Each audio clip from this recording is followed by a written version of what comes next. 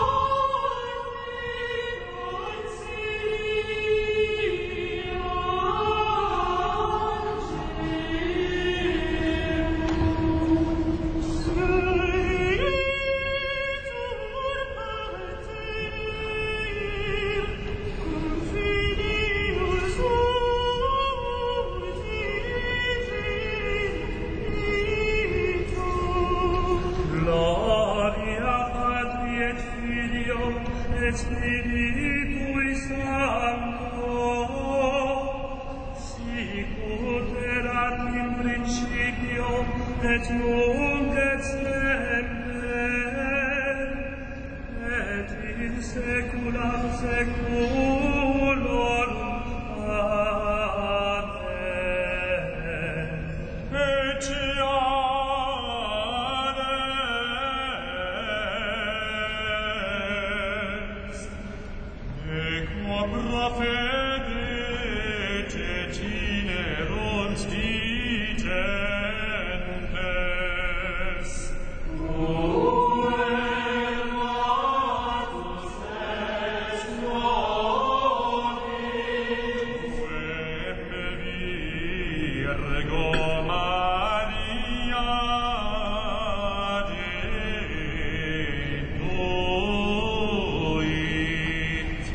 Amen.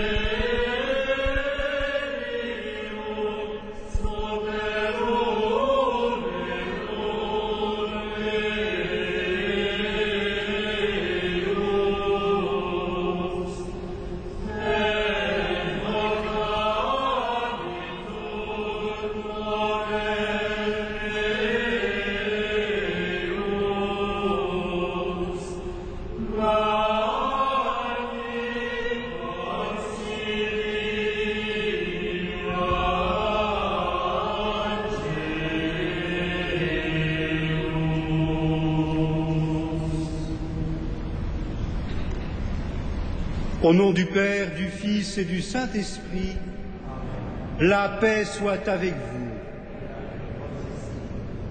Très joyeux Noël à chacun et chacune d'entre vous. Très joyeux Noël à vous qui êtes unis à notre prière grâce à Radio Notre-Dame et à la télévision KTO. Le Prince de la paix nous rassemble. Il est la source de la vraie joie, car il est miséricorde. Il nous pardonne, lui qui est le Fils de Dieu. Ensemble, au début de cette célébration, nous nous confions les uns et les autres au Prince de la paix. Ensemble, faisons silence.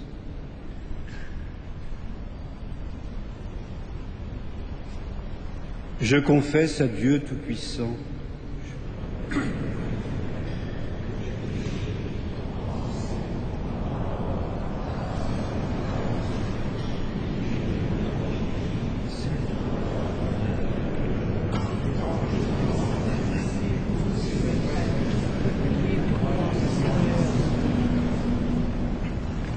que Dieu Tout-Puissant nous fasse miséricorde, qu'il nous pardonne tous nos péchés et nous conduise à la vie éternelle.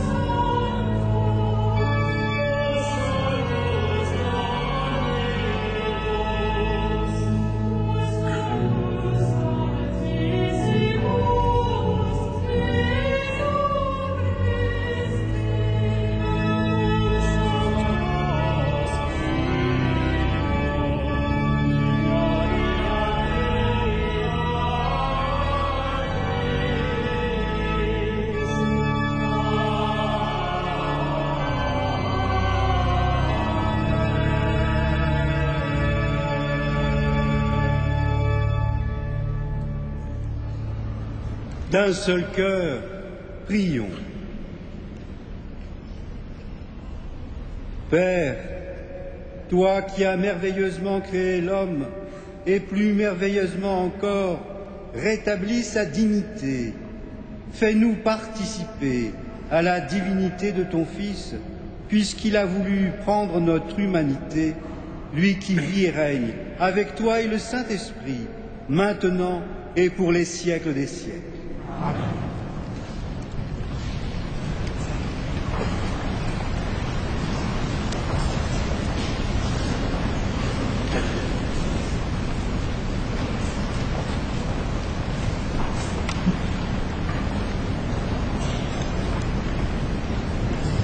Lecture du livre d'Isaïe.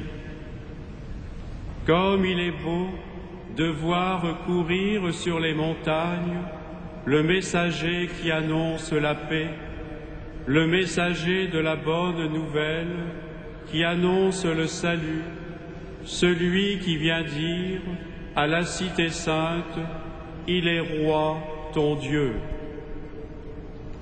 Écoutez la voix des guetteurs, leur appel retentit, c'est un seul cri de joie, ils voient de leurs yeux le Seigneur qui revient à Sion. Éclatez en cris de joie, ruines de Jérusalem, car le Seigneur a consolé son peuple, il rachète Jérusalem. Le Seigneur a montré la force divine de son bras aux yeux de toutes les nations. Et d'un bout à l'autre de la terre, nous verrons le salut de notre Dieu. Parole du Seigneur.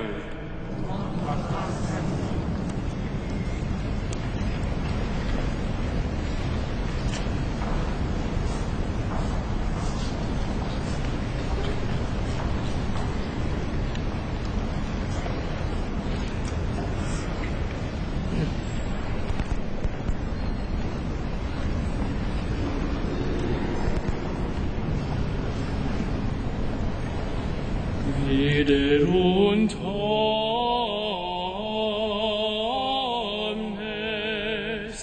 fines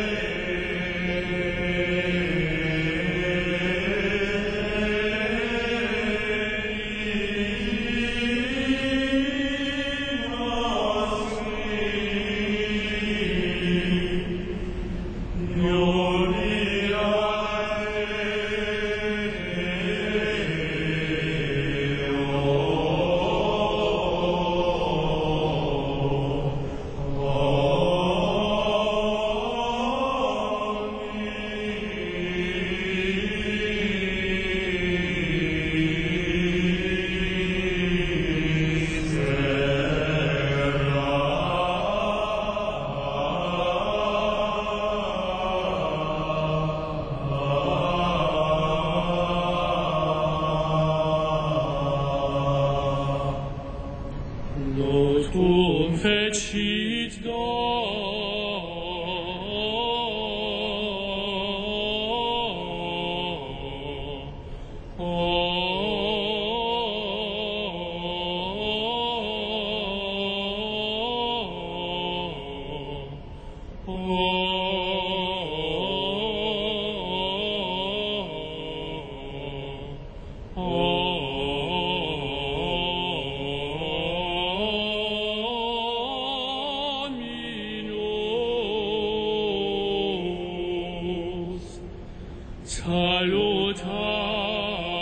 salutare sum ante conspectum gentium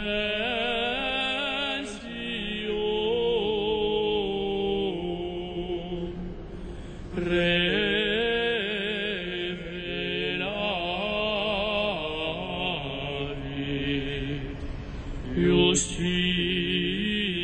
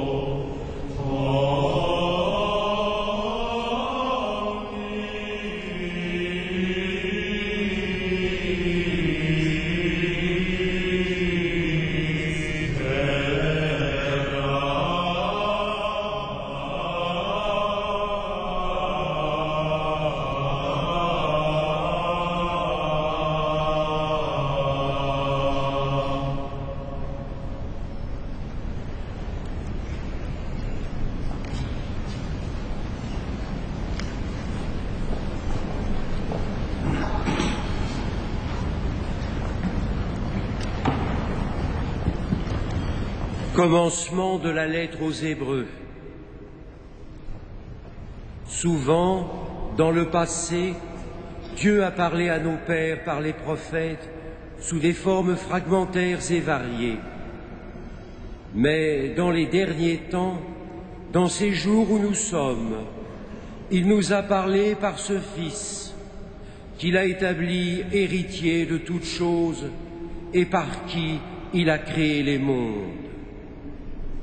Reflet resplendissant de la gloire du Père, expression parfaite de son être, ce Fils, qui porte toutes choses par sa parole puissante, après avoir accompli la purification des péchés, s'est assis à la droite de la majesté divine au plus haut des cieux. Et il est placé bien au-dessus des anges, car il possède par héritage un nom bien plus grand que les leurs. En effet, Dieu n'a jamais dit à un ange « Tu es mon Fils, aujourd'hui je t'ai engendré ». Ou bien encore « Je serai pour lui un père, il sera pour moi un fils ». Au contraire, au moment d'introduire le premier-né dans le monde à venir, il dit que tous les anges de Dieu se prosternent devant lui. Parole du Seigneur.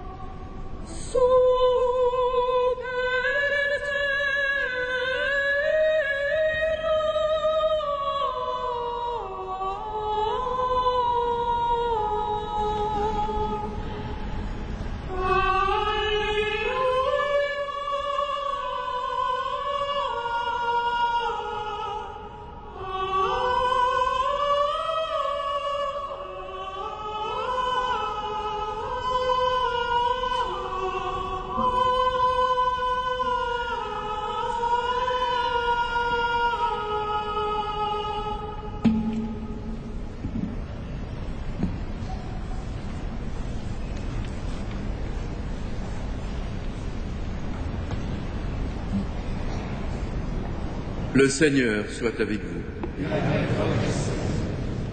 Commencement de l'Évangile de Jésus-Christ selon Saint Jean.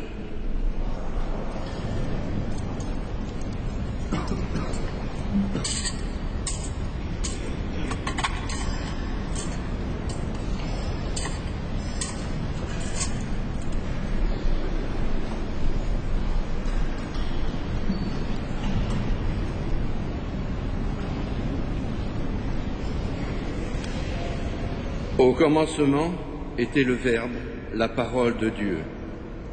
Et le Verbe était auprès de Dieu, et le Verbe était Dieu. Il était au commencement auprès de Dieu. Par lui, tout s'est fait, et rien de ce qui s'est fait ne s'est fait sans lui. En lui était la vie, et la vie était la lumière des hommes. La lumière brille dans les ténèbres, et les ténèbres ne l'ont pas arrêtée. Il y eut un homme envoyé par Dieu. Son nom était Jean. Il était venu comme témoin pour rendre témoignage à la lumière, afin que tous croient par lui.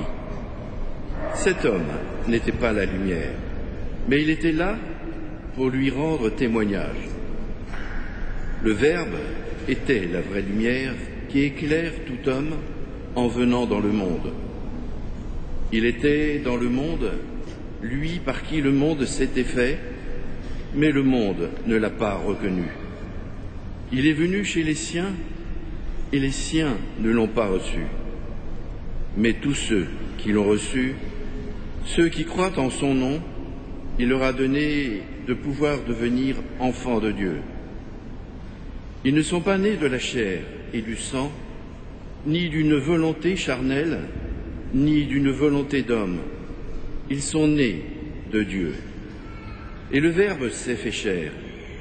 Il a habité parmi nous, et nous avons vu sa gloire, la gloire qu'il tient de son Père comme Fils unique, plein de grâce et de vérité.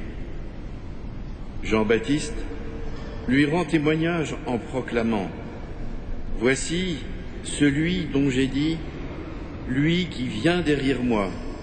Il a pris place devant moi, car avant moi il était. Tous nous avons eu part à sa plénitude, nous avons reçu grâce après grâce. Après la loi communiquée par Moïse, la grâce et la vérité sont venues par Jésus-Christ. Dieu, personne ne l'a jamais vu. Le Fils unique qui est dans le sein du Père, c'est lui qui a conduit à le connaître. Acclamons la parole de Dieu.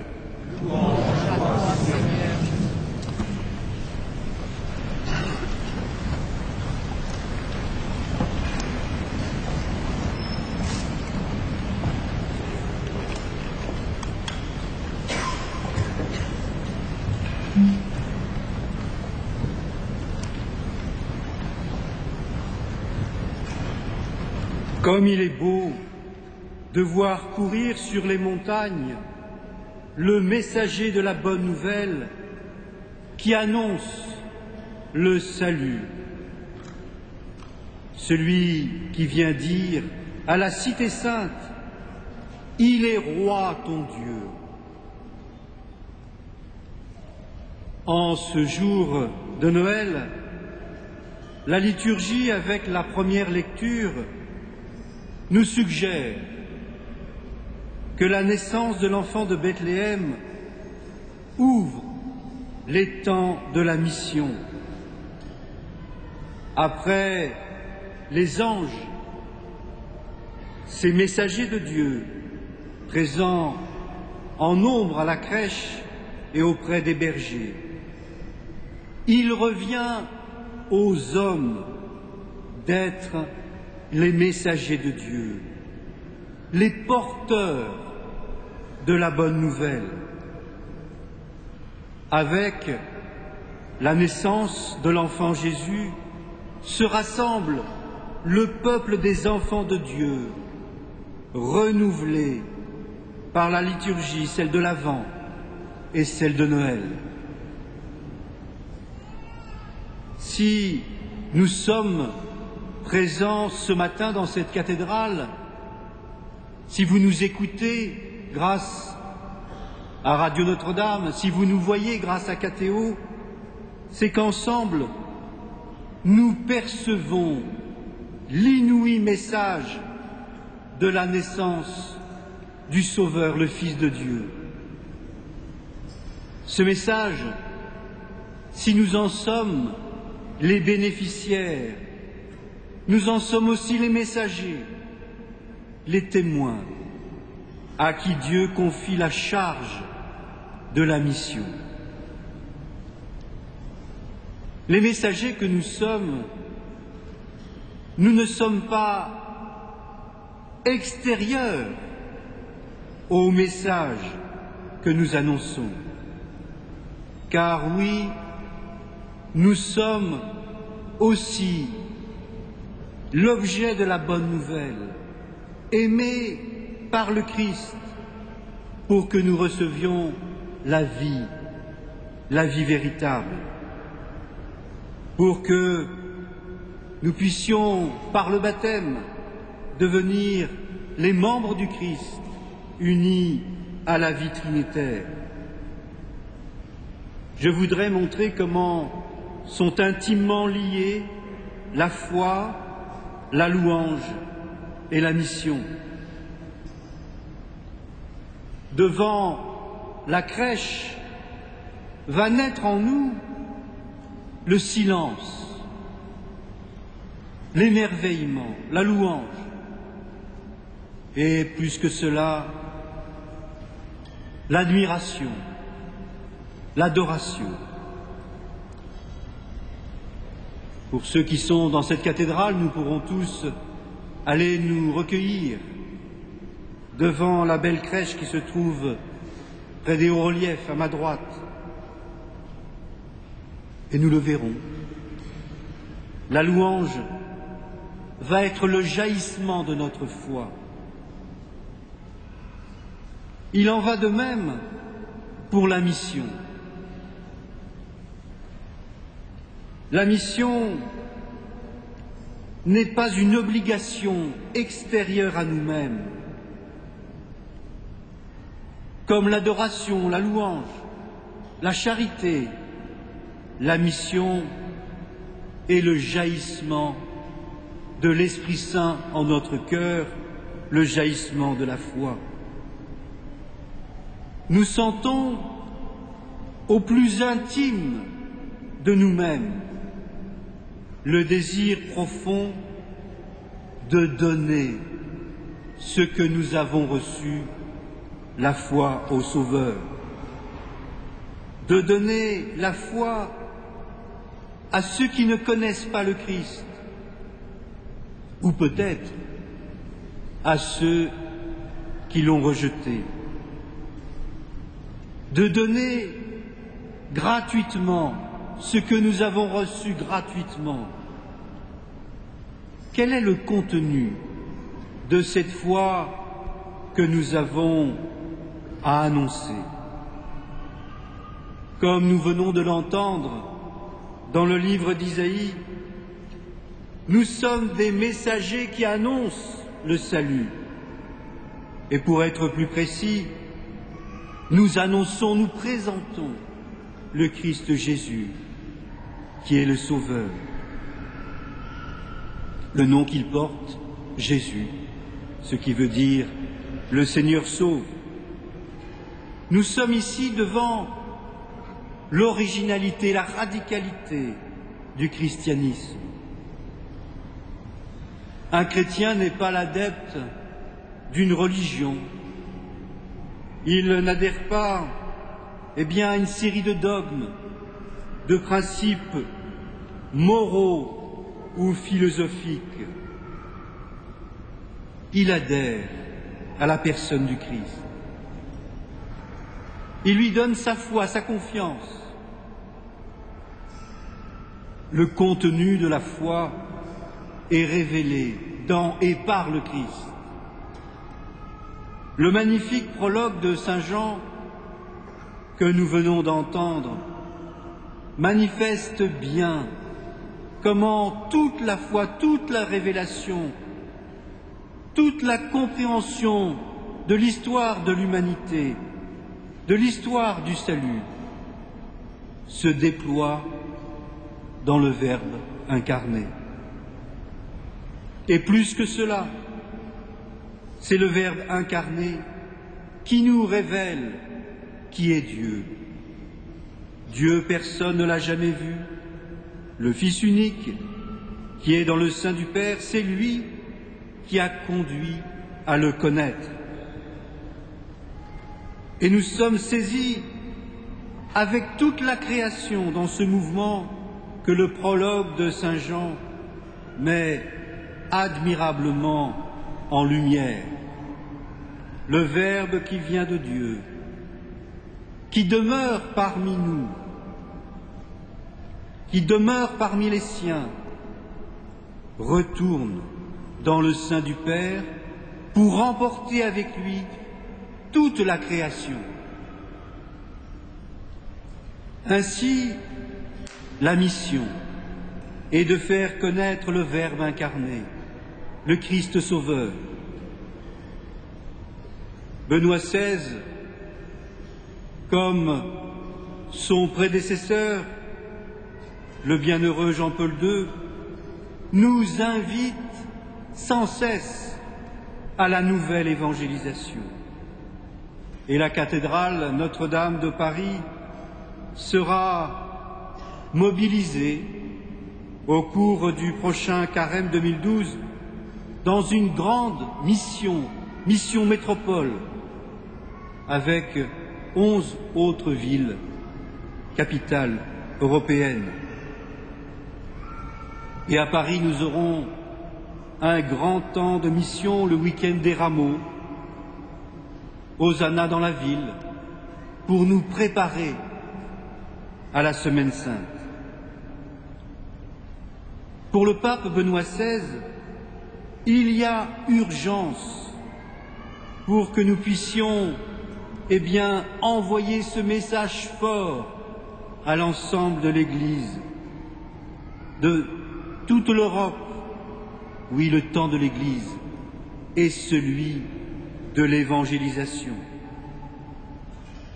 Pour lui, le diagnostic qu'il porte, et il nous l'a donné il y a quelques jours et encore, cette nuit, le diagnostic est sévère. L'Église en Europe vit comme une vraie crise de la foi. Benoît XVI le constate et il l'a vécu lors des JMJ de Madrid, nous dit-il, ainsi que lors de son récent voyage en Afrique. Combien le contraste est grand avec nos églises d'Europe. En Afrique, en novembre dernier, il a été témoin d'une église vivant une joyeuse passion pour la foi. Chez nous, il décèle fatigue et lassitude de la foi. Pour le Saint-Père, la racine de cette lassitude est un centrement de notre vie sur nous-mêmes et une recherche constante du bien-être et de la consommation. Un seul remède, laisser la rencontre personnelle avec le Christ nous convertir, c'est-à-dire transformer nos vies et notre agir. Quel est le fondement, le moteur d'une foi vivante? Benoît XVI l'exprime, d'une manière simple et profonde. Écoutons-le. La joie d'être chrétien est le fait d'être soutenus par le bonheur intérieur de connaître le Christ. Mes amis, gardons, protégeons dans nos cœurs la joie de la foi qui naît devant la crèche. Laissons-nous transformer par la simplicité, l'humilité de l'enfant de Bethléem. Cette foi, cette joie qui jaillit en nous va nous décentrer de nous-mêmes. Et nous qui vivons trop souvent, oui, pour nous-mêmes, eh bien, parce que portés par ce regard sur le Christ, eh bien, nous vivrons non plus pour nous, mais pour Dieu. Amen.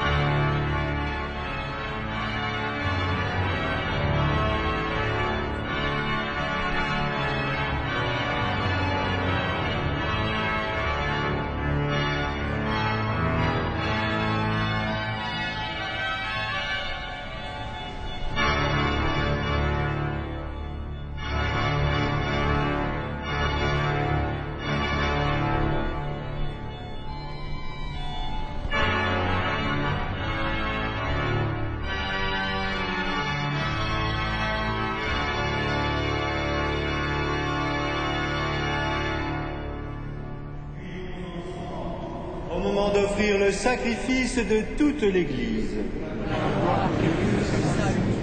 accepte, Seigneur, l'offrande que nous te présentons en ce jour de fête, car elle est le sacrifice qui nous rétablit dans ton alliance et fait monter vers toi la parfaite louange par Jésus ton Fils, notre Sauveur. Le Seigneur soit avec vous. Élevons notre cœur. Rendons grâce au Seigneur notre Dieu. Vraiment, il est juste et bon de te rendre gloire, de t'offrir notre action de grâce toujours et en tout lieu, à toi, Père très saint, Dieu éternel et tout-puissant. Car la révélation de ta gloire s'est éclairée pour nous d'une lumière nouvelle dans le mystère du Verbe incarné. Maintenant, nous connaissons en lui Dieu qui s'est rendu visible à nos yeux, et nous sommes entraînés par lui à aimer ce qui demeure invisible. C'est pourquoi, avec les anges et les archanges, avec les puissances d'en haut et tous les esprits bienheureux, nous chantons l'hymne de ta gloire, et sans fin nous proclamons.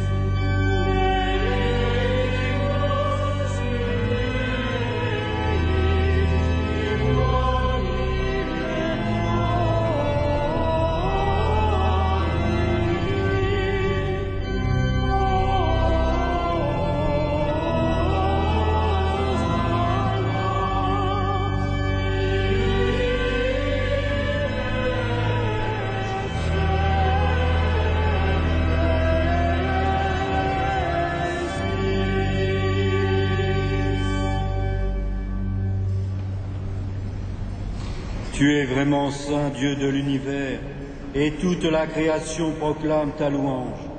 Car c'est toi qui donnes la vie, c'est toi qui sanctifies toutes choses, par ton Fils, Jésus-Christ notre Seigneur, avec la puissance de l'Esprit Saint.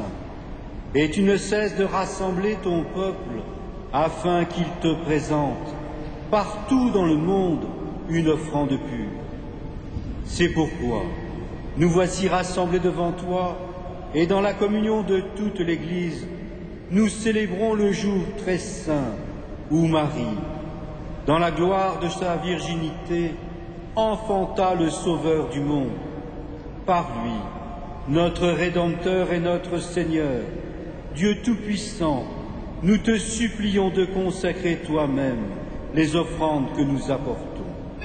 Sanctifie-les par ton Esprit, pour qu'elles deviennent le corps et le sang de ton Fils, Jésus-Christ notre Seigneur, qui nous a dit de célébrer ce mystère. La nuit même où il fut livré, il prit le pain. En te rendant grâce, il le bénit, il le rompit et le donna à ses disciples en disant « Prenez et buvez-en et mangez-en tous, ceci est mon corps livré pour vous. »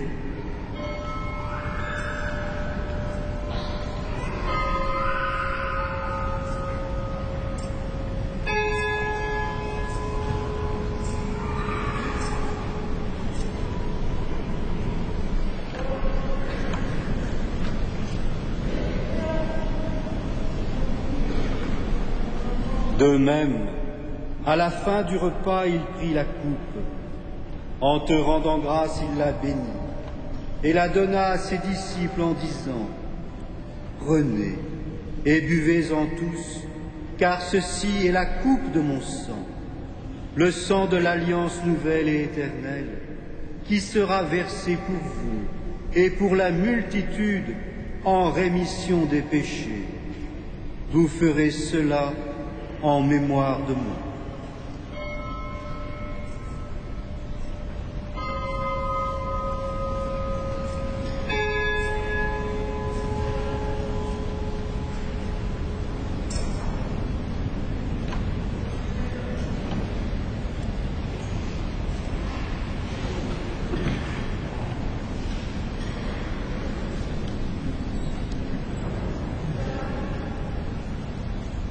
Il est grand le mystère de la foi. Nous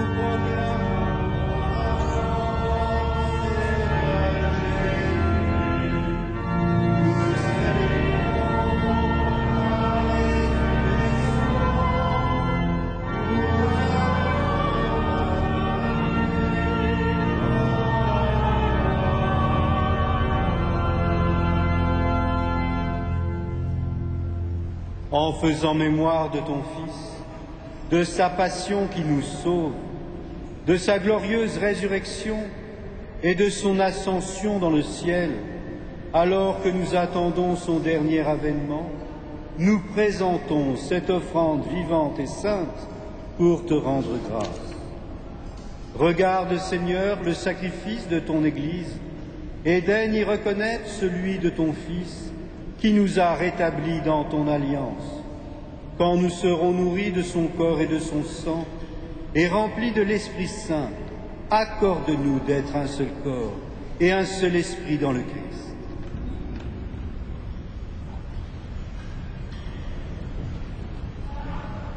Que l'Esprit Saint fasse de nous une éternelle offrande à ta gloire, pour que nous obtenions un jour les biens du monde à venir auprès de la Vierge Marie, la bienheureuse Mère de Dieu, avec les apôtres, les martyrs et tous les saints qui ne cessent d'intercéder pour nous.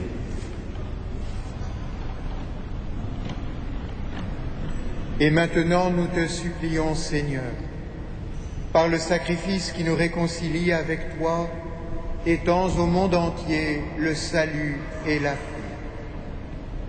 Affermis la foi et la charité de ton Église au long de son chemin sur la terre. Veille sur ton serviteur, notre pape Benoît, notre évêque André, son frère Jean-Yves qui préside notre assemblée, l'ensemble des évêques, les prêtres, les diacres et tout le peuple des rachetés. Écoute les prières de ta famille assemblée devant toi et ramène à toi, Père très aimant, tous tes enfants dispersés.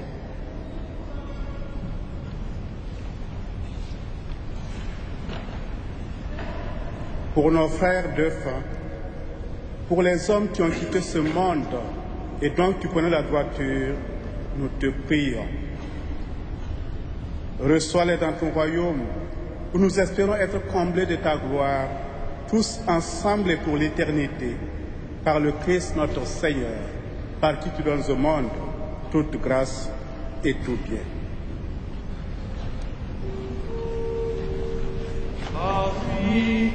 Avec lui et en lui, à toi, Dieu le Père Tout-Puissant, dans l'unité du Saint-Esprit, tout honneur et toute gloire, pour les siècles des siècles.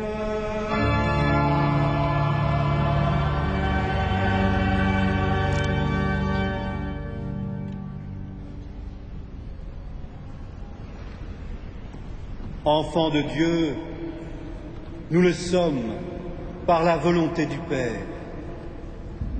D'un seul cœur, faisons monter vers le Seigneur notre prière et notre louange.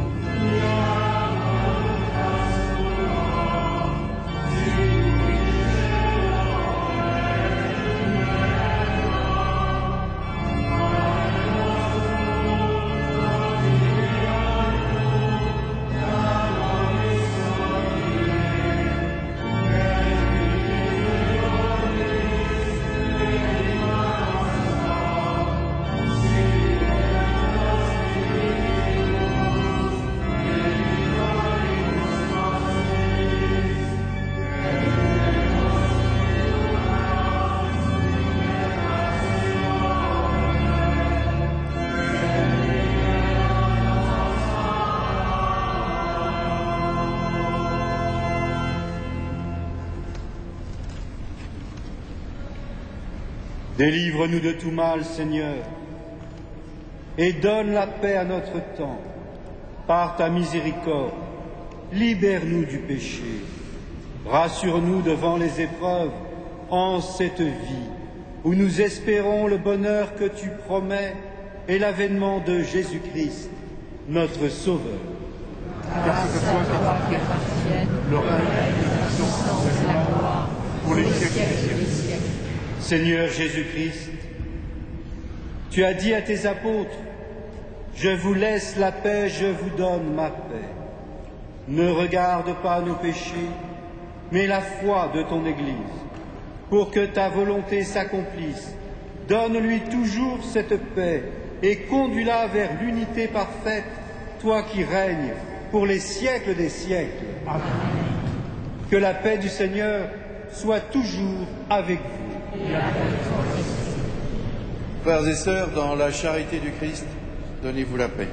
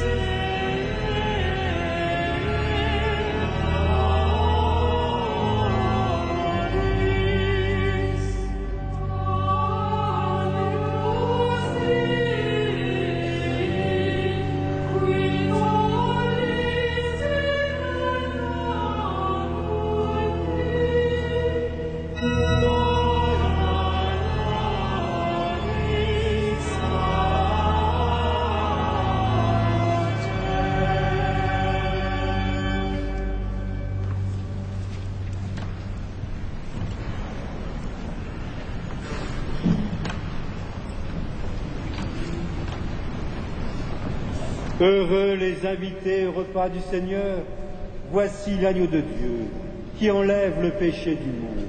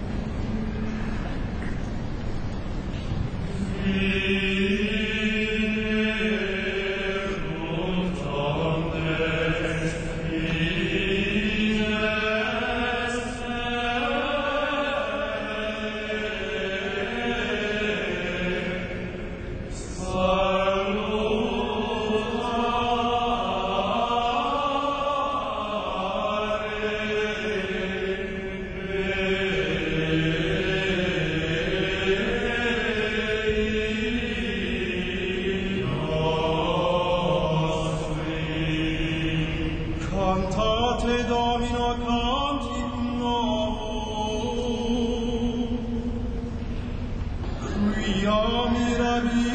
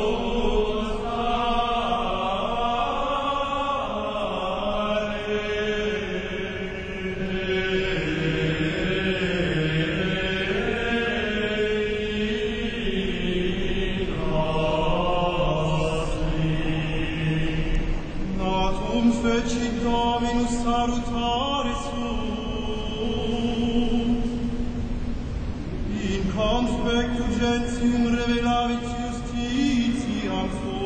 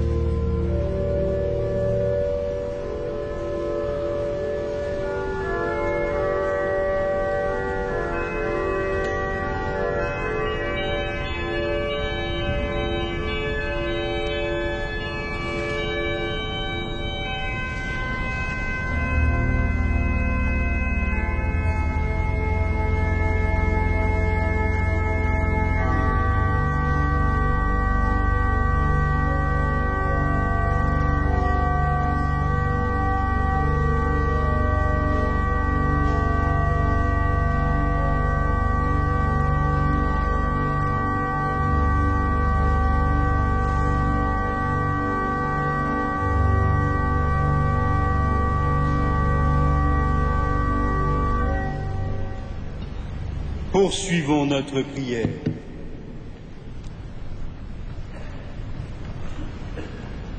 Nous t'en prions, Dieu notre Père, puisque le Sauveur du monde, en naissant aujourd'hui, nous a fait naître à la vie divine, qu'il nous donne aussi l'immortalité, lui qui vit et règne pour les siècles des siècles. Amen.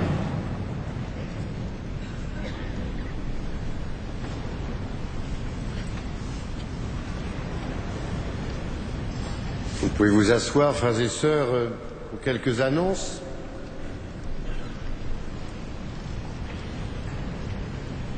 Tout d'abord, je me joins aux paroles de Monseigneur Namias, évêque auxiliaire de Paris, et au nom de tous mes frères chapelains, pour vous renouveler tous nos bons vœux de bonnes fêtes de Noël, surtout la paix et la douceur. Cet après-midi, vous êtes invités à l'audition d'orgue, dont l'entrée est libre. Ce sera M. Latry qui donnera cette audition d'orgue, que nous pouvons d'ailleurs entendre en ce moment. 17h45, les vêpres solennelles, et 18h30, la dernière messe de notre dimanche 25 décembre, présidée par Monseigneur Beau. Ce soir et toute la semaine, sauf jeudi, la cathédrale sera ouverte jusqu'à 20h45. Vous pourrez tout à loisir vous recueillir devant la crèche ou méditer dans la nef. Donc jusqu'à 20h45, porte ouverte en quelque sorte. Justement, jeudi, adoration du Saint-Sacrement, jeudi 29 décembre à 19h. Et ensuite, le concert à 20h30, Puer Natus Est, chant grégorien et musique médiévale. C'est donc pas mardi 29, mais jeudi 29. Par ailleurs, nous pourrons, les uns et les autres, être en communion de prière avec les jeunes de toute l'Europe, par dizaines de milliers qui vont se rendre à Berlin à l'appel de la communauté de Thésée. Je m'y rendrai également entre Noël et le 1er de l'an, comme c'est la tradition pour ce genre de rassemblement. Dimanche 1er janvier, ce sera la journée mondiale pour la paix. Nous accueillerons la communauté Saint-Égidio à Paris. Il y aura aussi la neuvaine de prière à Sainte-Geneviève du 3 janvier au mercredi 12 janvier. Nous pourrons nous unir à celles et ceux qui se retrouvent à Saint-Étienne-du-Mont. Vous avez les renseignements sur cette feuille. Et puis chaque dimanche, y compris dimanche prochain, les amis de l'Ordre de Malte donnent des petits déjeuners aux sans-abri du quartier, au Jardin du Chevet. On y entre par le square Jean 23. Vous pouvez donner un coup de main à l'Ordre de Malte. Toute la semaine, y compris le samedi et le dimanche, les prêtres se tiennent à votre disposition pour le sacrement de la réconciliation, et ça en plusieurs langues. Enfin, je voudrais, à la fin de cette messe, remercier plus particulièrement les bénévoles, les employés, évidemment les chapelains et les prêtres, et puis les musiciens au grand orgue, à l'orgue de chœur, la maîtrise, qui en ces fêtes se surpassent pour nous aider à prier et à nous recueillir devant l'enfant Jésus qui nous apporte la bonne nouvelle. On peut les remercier.